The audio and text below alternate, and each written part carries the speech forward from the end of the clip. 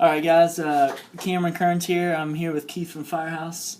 He's going to be my interviewee today, so here we go. All right, Keith. What made you decide to open up your own business? I started with Quincy Steakhouse shortly after I graduated from high school. When you work in a restaurant, your thoughts are always on your own. And the opportunity came for me to go to work for Firehouse, so I took advantage of it, and 17 years later, here I am. Who was your inspiration to start the business, or what made you, want to get into Firehouse specifically? The last supervisor I had for Quincy Steakhouse, by the name of Kelly Harris, bought in with Firehouse, so the opportunity came for me to join his team and move to Jacksonville. So it was a good move. It was a chance for me to grow and have the opportunity to own my own restaurant. How did you decide on your legal business structure? There's really not much of a legal business structure. It's just myself and my wife, since we are the partners. She's the quiet part of it. I'm the one that's at the restaurant every day, doing and maintaining whatever comes out and whatever happens, and basically the whole operations of it. Now, when you went to start your business, how much time, money, and planning did it take to get the ball rolling? Because in our entrepreneurship class, we say it doesn't take. There's a misconception that it takes a lot of money to make a lot of money. Well, but that's a common misconception. So would you say that's true? Well, I had the opportunity, and I bought the franchise when I was still working with Firehouse, and I couldn't find a lease, couldn't find a location, so I ended up probably 3, maybe even 4 years that I had paid my, I guess, franchise fee is what it would have been called. And at a certain point, they ended up giving it back to me because I just couldn't find a location. Mm-hmm. That amount was $20,000. That's what it cost you for the franchise fee itself. Mm-hmm. The building and the rest of the structure is a different format. The good thing about being with Firehouse, the time that I've been, the person that I bought it from was actually the original owner that I worked for, so I had some financing through him, which made it easy and beneficial to start up with very little cost up front. Initially, probably, let me go back and add to that. Initially, Nice. I probably put in the $20,000, which was the franchise fee, and then I started up with an additional $30,000. So $50,000, $30. give or take a little bit. Nice. And how did you find out about Firehouse? just from eating there, or? Kelly Harris, the guy that works with Quincy's, is I was at a point in time at Quincy's that I know I needed to make a change, so I called him and tried to go down, and he couldn't pay me very much, so I held off on it. Probably a couple of months later, out of the blue, he called me, and I showed up. Nice.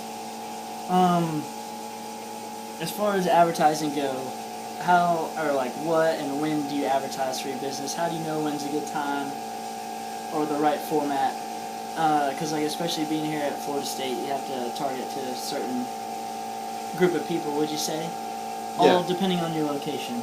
We have a co-op that you have to buy into. It's a local store and a national. We also have some additional funding that we've provided, which at this time is called investment spending. I'm not sure that it is as beneficial to me as it is to other locations. I think the college is a very hard group to target. I'm not sure that most college students are listening to the radio or much TV. Maybe more iHeartRadio or Pandora, maybe some of that, but it's really hard to target college students. Yeah, and like especially being in Tallahassee, like summertime can be tough, I'm sure. Oh yeah, it's terrible. How much planning does that take, to make sure you're not spending too much, on hours for employees and food costs? I think you end up having to probably lose, if you will, somewhat during the summer months, and just gain all you can during the months when there's... All about the sacrifice during the summer. Yeah, when there's opportunity here during the fall. I mean, you just have to grab it and hang on to it and try to lessen the blows when you get to the summer. Mm-hmm. I know, like, Firehouse as a whole has a website, but, like, does your specific store... Like, No. Do you have to have anything, like, your location on as part of the website or anything? No, How's it's that work? listed on there through them, and there's ordering online, so you can find that via firehousesubs.com, and then you can find our location based on the zip code and the closest to you. Depending on the zip code, wherever you're at, obviously you can pull that zip code up and it'll give you the closest location you are to that zip code. Mm-hmm. As far as the legal part of this side of the business, what are some of the licensing requirements that you have to have?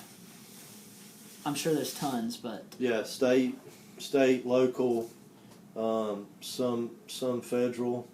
The state, and we'll call it the health inspector, which is just the food service part of Department of Hotel and Restaurant Division. So you have to have, some requirements through that. You also have to have a food handler's card, which says that you've gone through the certain training so that you are capable of watching and following, food safety practices. As far as like the people that work for you, I'm sure you've had some trouble in the past with like theft, internal and externally. How do you deal with that when it does happen? Like, have you ever had any problems with people trying to steal paychecks or anything like that? Oh yeah. It's I'm sure that happens. Yeah, I've been fortunate, so I haven't had a lot of that. There does come some times where you have to make decisions on folks. I'm going to give you this so that way, and I usually tell people this at the first, and I don't know if you remember this when you started, but my rules are simple. Give me an honest day's work. Don't steal from me. Don't cheat from me. Show up with your uniform and your name tag on, and give me an honest day's work, and you never have to worry. And I do tell people that if I do catch them, in a situation where they've compromised their integrity, or they've done something that they've just made a mistake and they've stolen something or done something wrong, if it's bad enough, I have you prosecuted. Mm-hmm. That leads me to my next question. That was good, Keith. I know a lot of people can transfer here from other stores, but when you're starting with someone new, how do you trust someone right off the bat? You know what I mean? Like, without even knowing them, if someone just comes in and applies, is it just based off like the first meeting you see them, or because it's hard to see off when you apply for a job, like what kind of person that is? Most of the people that are over there have come from references from other people, other employees, maybe some family members, maybe some friends. Most of them have come from other employees that have been there. Okay. And you yourself were just a customer to start with. So, after you with 17 years worth of being around people and 14 years, 17 years with Quincy's, 17 years with Firehouse and 14 years with Quincy's, you usually can tell if people or honest or not. I don't know if that makes sense. Mm-hmm. No, that's good, Keith. Well, like when looking at an employee, like what do you think the most important quality is of of someone that if someone's working for you, what do you want them to have the most? Is it like being Honesty. good at the job or Honesty. Honesty. Because you can't teach that. Mm-hmm. You either have it or you don't. Love that. You can teach people how to wear clean clothes, and you can teach people how to put mayonnaise and mustard on bread, but you can't. You can't make people be honest. You either have it or you don't. Mm-hmm. Well, yeah. I mean, thank you for that. I'm going to leave off with one more question, though. If you could give any advice to any entrepreneurs up and starting, just a simple piece of advice, what would it be? I mean, I'm sure there's so many things you could tell to people, but a lot of people are afraid sometimes to take the chance. You know what I mean? They think you have to have a lot of money to do something, or it has to have a good idea. Because Walt Disney said that he didn't have a good idea, and now look at him. So it doesn't have to be a great idea. I think, hard work will overcome some of your weaknesses. I mean, I think people notice that in you. I think that you treat people, how you want to be treated.